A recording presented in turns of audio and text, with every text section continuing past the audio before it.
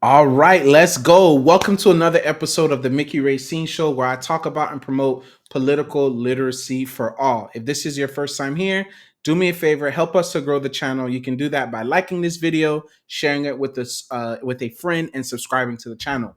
Now, in the aftermath of Vice President Harris losing to former President Donald Trump, many have blamed racism and misogyny, but that's only part of the story. To understand why Trump won decisively and why Harris lost, it requires more nuance and deeper analysis. Today is part two of the series where I'll discuss additional reasons why I believe Vice President Harris lost. If you didn't listen to or watch part one, stop here and go watch it. I'll wait for you. And stay tuned for part three, where I'll talk about how and why Trump won. Now, let me pick up where I left off. There's a political realignment happening between the two parties since 2016. As the Democratic Party has grown more left culturally and on social issues, a growing number of their coalition working class voters are leaving the party and voting Republican. Despite his coarse rhetoric, Trump has made tangible gains among non white voters. I want to repeat that again. President elect Donald Trump has made tangible gains among non white voters. And this is borne out in the data going back to 2016, 2020, and now in 2024. But this is something that the liberal media establishment rarely talks about. But books have been written about it, posters have been talking about it. However, Democrats, at least at the national level, have ignored this data to their peril. Even I, someone that is into politics, into US government, that loves reading about this stuff, even I was oblivious as to what precisely was happening because the liberal media, some of the news sources that I was reading, was not reporting on it accurately. So as a result, after the election, I went and I did my homework. Let me share with you this book that I am currently reading. It is by John B. Judas and Rui Teixeira, and the title of the book is called Where Have All the Democrats Gone? The Soul of the Party in the Age of Extremes. Another book that I will be reading shortly afterwards is going to be this book. It is by author Patrick Ruffini, and the title of this book is Party of the People: Inside the Multiracial Populist Coalition Remaking the GOP. Those are two of the books that I am currently reading as I try to make sense of Donald Trump's decisive win. What I'll also say is that black voters are not a monolith. A significant slice of black voters are conservative, poor, and or working class, as well as college educated, wealthy, all of that. But for those conservative, poor, and working class black voters, I would say that they are not well represented by those currently leading the Democratic Party. A lot of black voters, especially black voters that I talk to, feel like the party takes their vote for granted.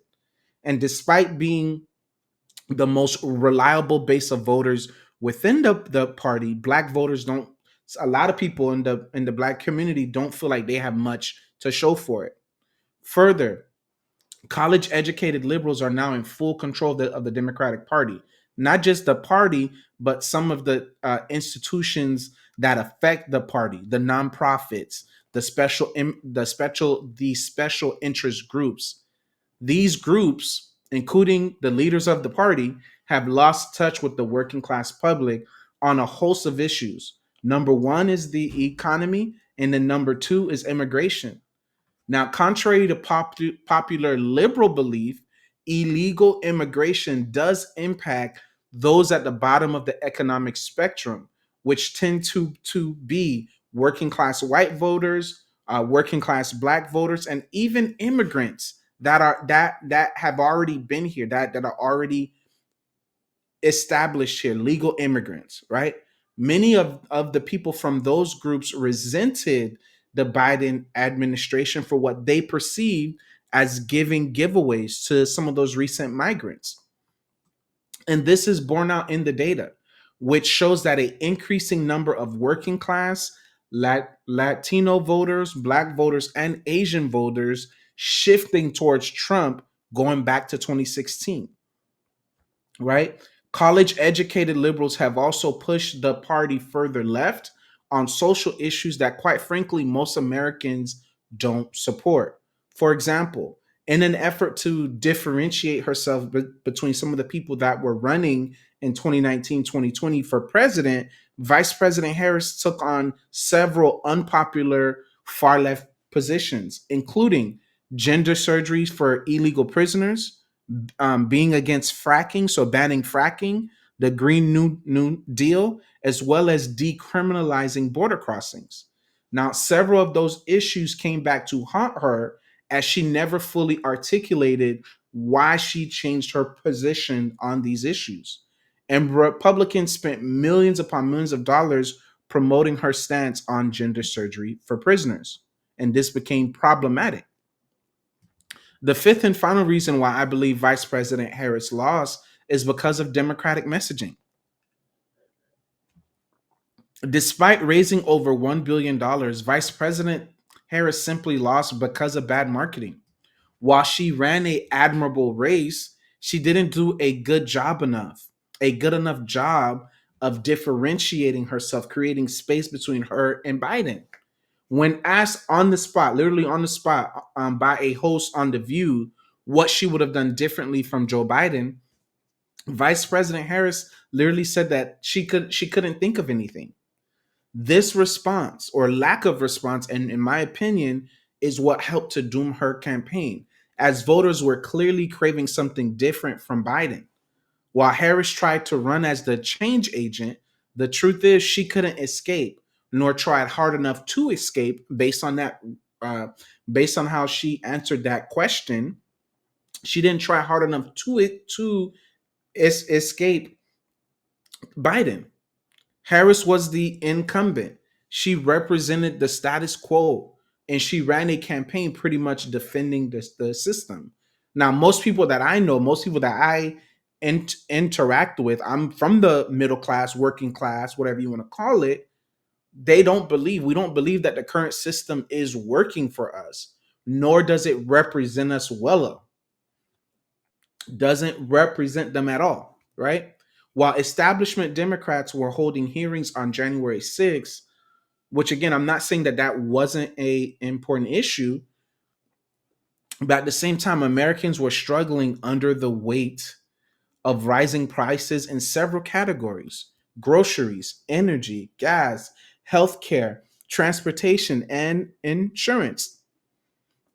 So yes, wages for those at the bottom grew, but Americans, again, in the working class, poor people that's under 50K, under 100K, even those making 100K, they had less margin and less money in their pockets.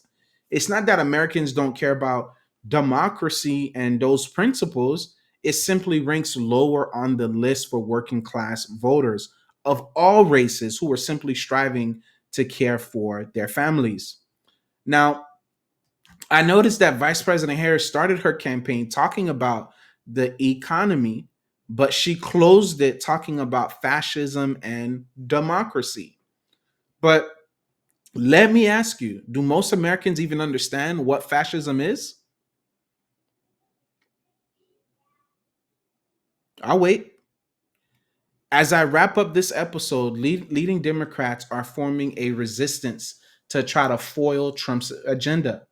Rather than form a resistance, Democrats need to do a autopsy first to better understand, number one, why voters rejected them. Number two, to understand why they continue to bleed working class voters, even in blue areas, even in suburbs, even in major cities. And then finally, number three, to understand why a lot of their voters chose to stay home in 2024.